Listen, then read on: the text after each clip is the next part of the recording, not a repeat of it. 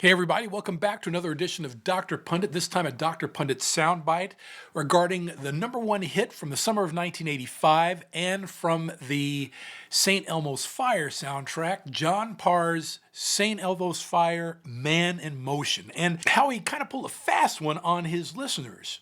I'll explain. Imagine he's been assigned to write a song for a movie, only you can't quite get into the flick's characters or themes. John Parr found himself in that very same situation when he was called upon to write a song for the 1985 movie St. Elmo's Fire. Now, Parr remedied the issue by clandestinely writing about a subject that had nothing to do with the movie.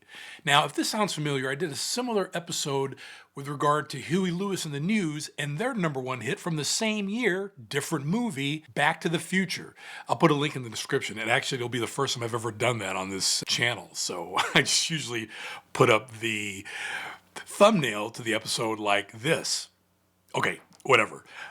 Back to John Parr. Now, audiences at the time were none the wiser, and St. Elmo's Fire, Man in Motion, became one of the most iconic movie songs of the decade. You could put that up there along with the aforementioned track from Back to the Future, and say Don't You Forget About Me by Simple Minds with the movie The Breakfast Club. Now, with respect to the artist John Parr, he worked steadily as a sideman and writer for over 10 years before the chance finally came calling for him to record his own music. Now, he didn't waste the opportunity. His first single, a track called Naughty Naughty, hit the US Top 25 in 1984. Perhaps more importantly, it drew the attention of David Foster.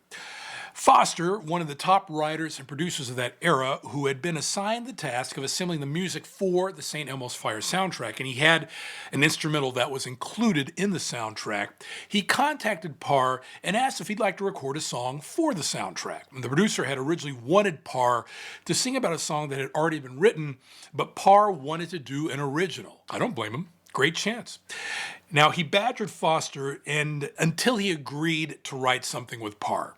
And the two hashed out a propulsive instrumental track that sounded like it had the potential to be the movie's theme song, but it needed lyrics. And Parr couldn't really quite find the inspiration from the film's rich college kids and their romantic problems. Quite the conundrum there. Foster played Parr a video of a news clip just to help the singer clear his head. It was a story of a man named Rick Hansen. Hansen had his spine severed in a car accident, and to raise funds so that research could be done on how to help treat these injuries, he was traveling across the country in his wheelchair, some 25,000 miles. Meanwhile, his friend was following Hansen around in a camper to film his exploits. In the video, Parr noticed the phrase "man in motion," and it was printed on the side of the camper in the video. And suddenly, Parr's creative floodgates just opened, and he quickly churned out the lyrics to the music he and Foster had written. Now, of course, John Parr was appropriate enough to eliminate any specific references to Hansen's story and Hansen's journey in the song, meaning that the lyrics could have applied to the plot in the film, and it worked like a charm.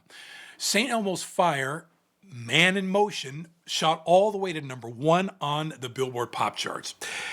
Now, John Parr's references to coming of age help tie the song tangentially to the movie, but his lyrics make sense as a snapshot of Hansen's fortitude. He references the difficulties of Hansen's condition.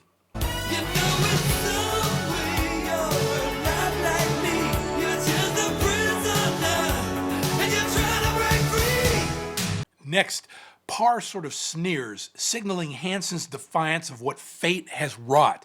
Instead of feeling constrained, he soars.